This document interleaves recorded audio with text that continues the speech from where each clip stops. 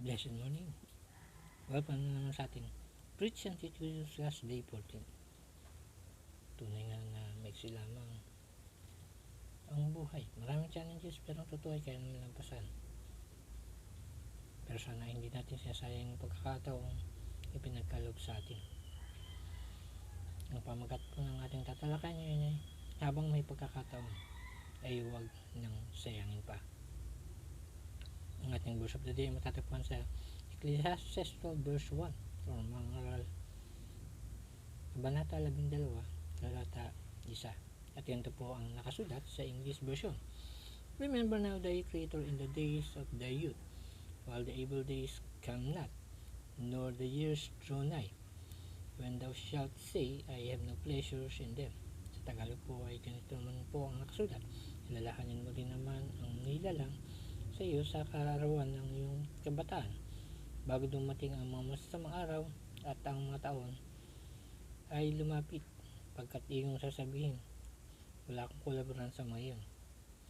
Ngunit bakit nga ba tayo tinuturuan ng salita ng Diyos na alalahanin ang may lalang sa atin sa panahon ng ating kabataan? Number 1, nais niyang tayo ihanda sa mga pagsubok. Yan ayon sa awit 27 verse 4, kung paano ang mga pana sa kamay ng kapangyarihang lalaki, gayon ang mga anak ng kabataan. Number 2, dahil siya ay may pakialam sa atin. Dahil ayon sa awit 110 verse 3, ang bayan may naghahandog na kusa sa kaarawan ng iyong kapangyarihan, sa kagandahan ng kabanalan. Mula sa bukang liwayway ng umaga, ikaw ay may hamog ng iyong kabinataan. Number 3, dahil nais niyang tayo ay tayuhan lagi sa kanyang salita.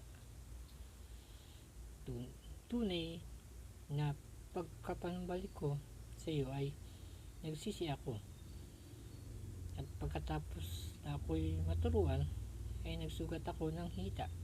Ako'y napahiya, oo,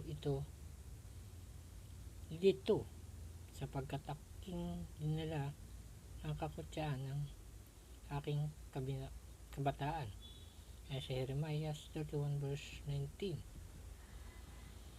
Number 4, upang kayanin natin ang anumang pagsubok. Dahil sa Panaghoy 3 verse 87, mabuti nga sa tao na magpasan ng pamatok sa kanyang kabataan.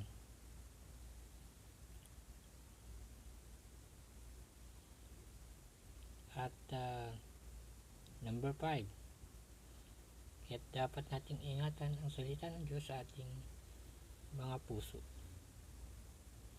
Dahil sa Mateo 19 verse 20, sinabi sa kanya ng binata, ang lahat ng mga bagay na ito ay ginanap ko, ano pa ang kulang sa akin? Number 6, sa gayon ay aalisin ng Diyos ang lahat ng ating kahihiyang dinanas.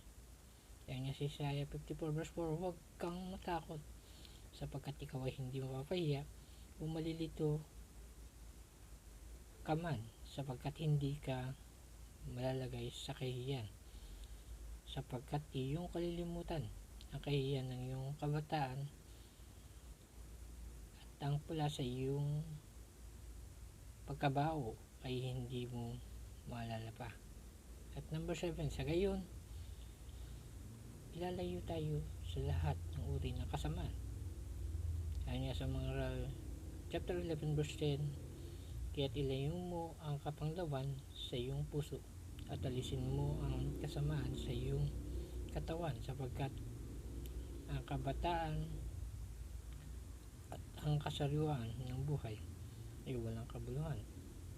At number 8, isasagawa naman niya ang lahat ng mga ipinangako niya sa atin.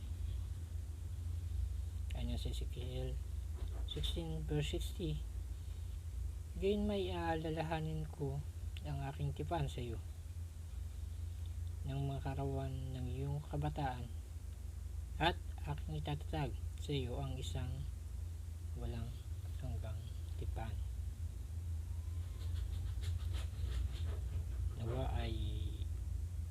habang nabubuhay pa tayo sa mundong ibabaw, huwag natin sayangin yung pagkakataong ipinagkaloob sa atin.